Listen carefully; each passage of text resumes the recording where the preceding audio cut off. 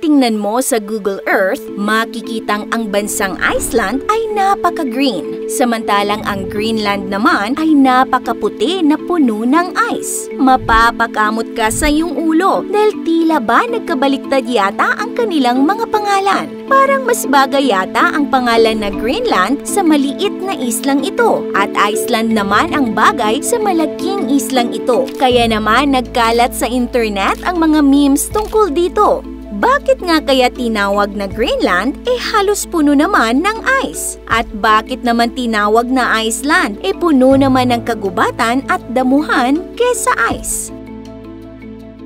Ang pagpapangalan sa mga lugar ay karaniwang nakabase sa kung ano ang karaniwang nakikita sa lugar o sa itsura nito. Halimbawa, ang Baguio ay nagmula ang pangalan sa salitang Ibaloy na Baguio na ang ibig sabihin ay lumot. Ang May Kawayan naman ay nagmula sa salitang May Kawayan dahil maraming kawayang matatagpuan dito. Kaya kung ang pangalan ng isang lugar ay Greenland, iisipin mong puno ito ng kagubatan at maraming lunti ang halaman. Samantalang kung Iceland naman ay maraming yelo. Kaya naman di maiwasang isipin na tila ba nagpapatawa ang nagpangalan sa mga bansang ito dahil parang hindi ito tumutugma sa itsura o kondisyon ng lugar.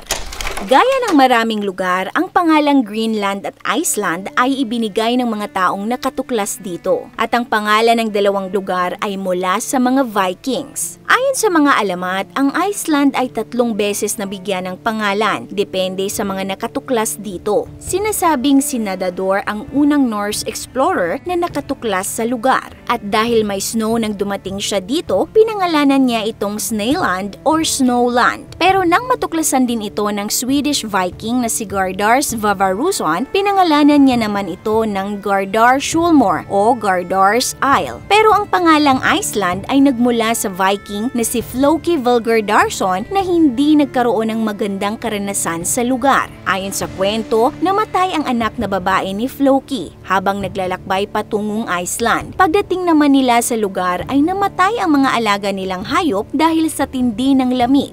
Dahil sa pagkabigo at kalungkutan, umakyat si Floki sa isang bundok at ang nakita niya ay isang fjord o makitid na anyong tubig na napapalibutan ng matarik na bangin.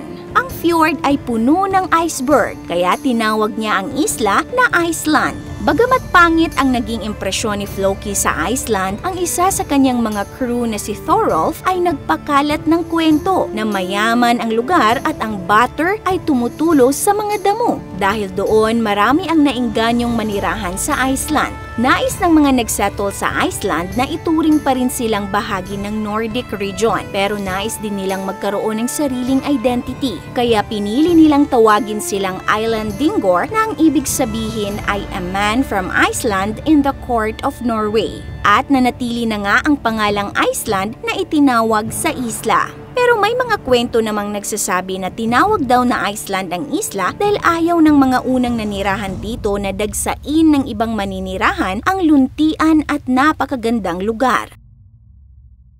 Ang Norse explorer na si Erik Thorvaldsson o Erik the Red na naninirahan noon sa Iceland ay pinatalsik sa bansa nang makapatay siya ng 3 tao. Napilitan siyang maghanap ng malilipatan at natuklasan niya nga ang isla na tinawag niyang Greenland. Ayon sa kwento, tinawag niya itong Greenland para makaengganyo ng mga taong maninirahan dito. Ang Greenland ang pinakamalaking isla sa mundo na hindi kontinente. Meron itong total land area na 2,166,086 square kilometers. Sa sobrang laki, kasya dito ang 7 pinagdikit-dikit na Pilipinas. At alam mo ba, ang napakalaking islang ito ay pagmamay-ari ng napakaliit na bansang Denmark. Meron silang sariling gobyerno pero bahagi pa rin sila ng Denmark. Pero sa kabila ng laki ng Greenland, kakaunti lang ang naninirahan dito dahil nga sa malamig na klima. Sino nga ba naman kasi ang makakatagal sa isang lugar na 80% ay nababalot ng yelo? Kaya naman kinu-question kung paano ito naging Greenland kung mas maraming yelo dito. Ayon sa mga pag-aaral, posible ngang hindi lang strategy para makaengganyo sa tao ang pagpangalan dito ni Erik ng Greenland. Posible daw kasi na noong summer ng AD 982 Nang dumaong dito si Eric the Red ay talagang masagana ang luntiang halaman sa lugar. Base din sa mga pinag-aralang ice core at mollusk shell mula sa Greenland, maaaring noong AD 800 hanggang 1300 ay mas mainit ang klima dito. Samantala sa Iceland naman na may total land area na 100,250